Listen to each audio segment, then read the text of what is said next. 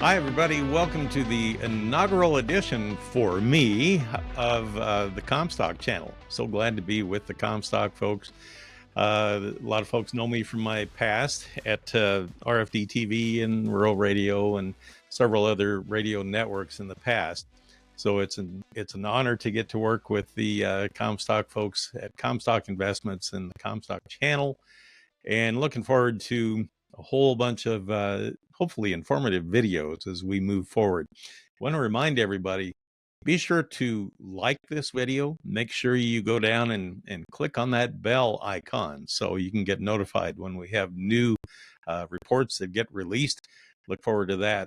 And if you would, do me a favor and actually share this video with your friends or relatives and anybody who you think might be able to use this information.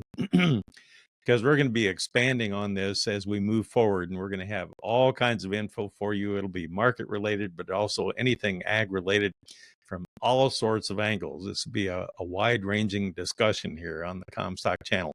So we look forward to talking with you more in the future. With me, I have got a very special guest. I'm going to be calling on Derrell Peel. Now, he is a livestock economist, and he hails from Oklahoma State University in Stillwater. Derrell, thank you for joining us. I understand you've had a little bit of an issue with the weather here lately, and if you could, give me a little update on what's going on there. I know you've had some hardship this week. First of all, great to be with you, Marlin, and enjoy visiting with you. Yeah, we've had a lot of winter weather the last 2 weeks here in the Southern Plains. A week ago, or a little bit more, we had very, very cold weather. We got a little bit of snow out of that later in the cold period. And then over this last weekend, it got cold again, and we got some freezing rain on Sunday night that pretty well shut everything down on Monday, and even continuing. It's warming up very, very slowly at this point, and now we've got a lot of fog and other issues. So it's been a tough situation for cattle and their owners in many cases. Lots of requirements here to get extra feed out, to chop ice, to get water access for cattle. And so just lots of additional challenges from a management standpoint. Boy, it has been kind of a tough season. And, we wondered when Old Man Winter would catch up with us, because we knew things had to balance out. It started out with a real mild winter, and here we are. It's making up for lost time. You and I had talked yesterday, Derrell, about the fact that when you get out in the plains and you get into cattle production areas, a lot of times this is more like an appetizer. I mean, you get into the center part of the country, you can have really bad weather going into February and even early March. So we're already dealing with really light numbers. And I guess in a moment, we'll talk about that cattle on feed report. But we don't have a lot of margin to play with here, do we, on the cattle inventory? No, cattle numbers have continued to get tighter in general, and you're absolutely right. I mean, we can have winter weather at least into March here in the plains area, and so USDA released hay numbers, hay production numbers, and hay stocks numbers a couple of weeks ago, and it does show a modest improvement from last year's very low levels. So we're somewhat better off. And in Oklahoma, in particular, we're quite a bit better off. We had a pretty good hay year. But the bottom line is, I wouldn't say we have a lot of excess supplies of forage available across the country for a lot of folks. Well, I want to dovetail that with the latest cattle on feed report that came out last week. Our producer, Brianne Hendrickson, has put together a graphic here.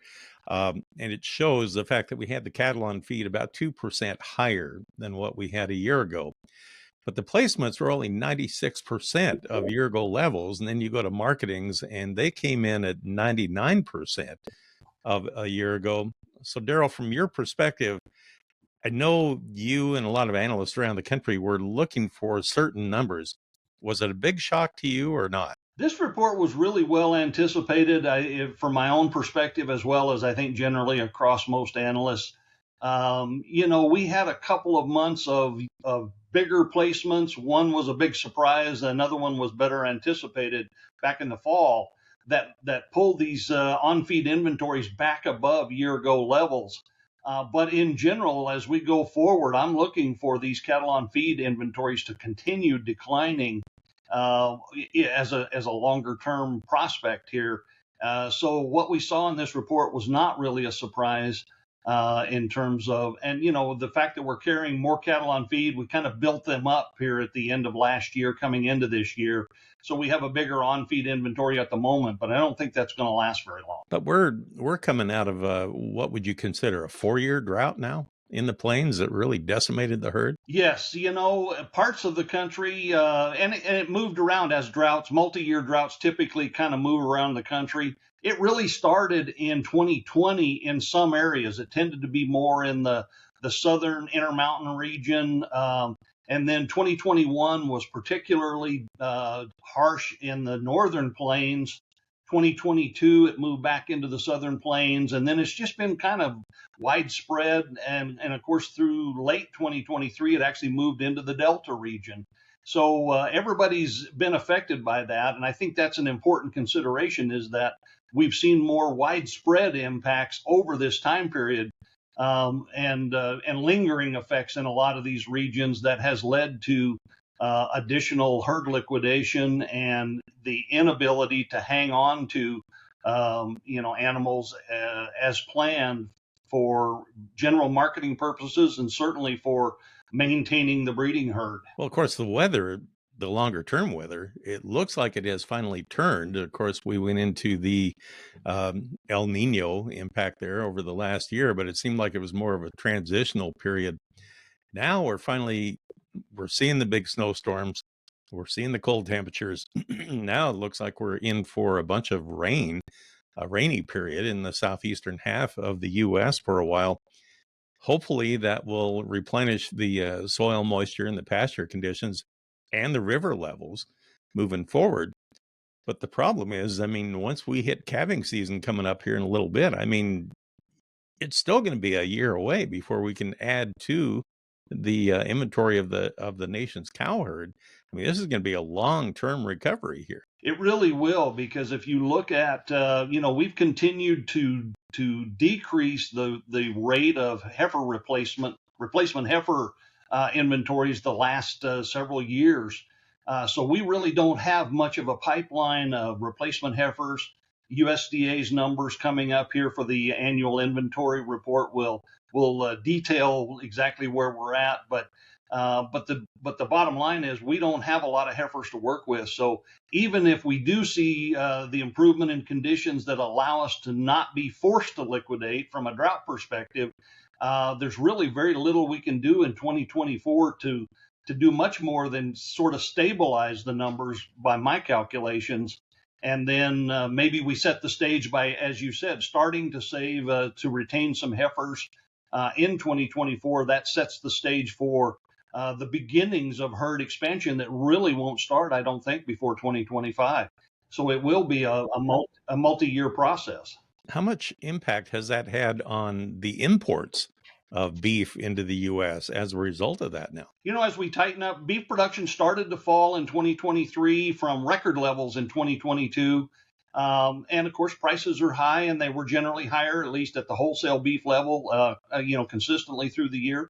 So, from a trade standpoint, we start to see typically decreases in exports. Under those conditions, there's just not as much supply, and it's more highly priced. And we had a strong dollar most of the time. All of that's a headwind for beef exports. By the same token, it works in reverse for beef imports. As supplies tighten up in the U.S., there's more incentive to bring in additional, beef from other sources.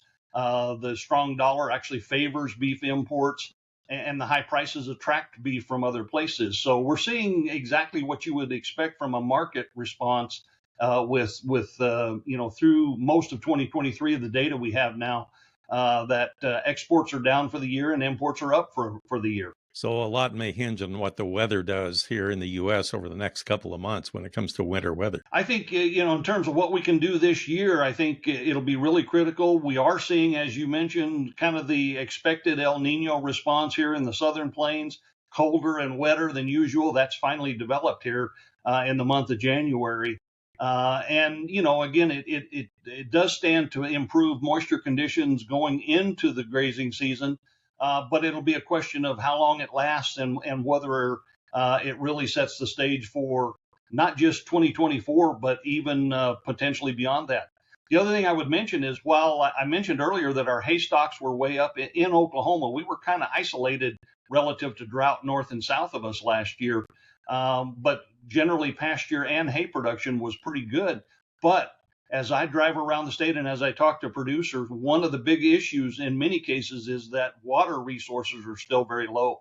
We have not had the kind of moisture at this point that has replenished the ponds that we rely on to water cattle. So water restriction or water limitations is a continuing issue for our producers.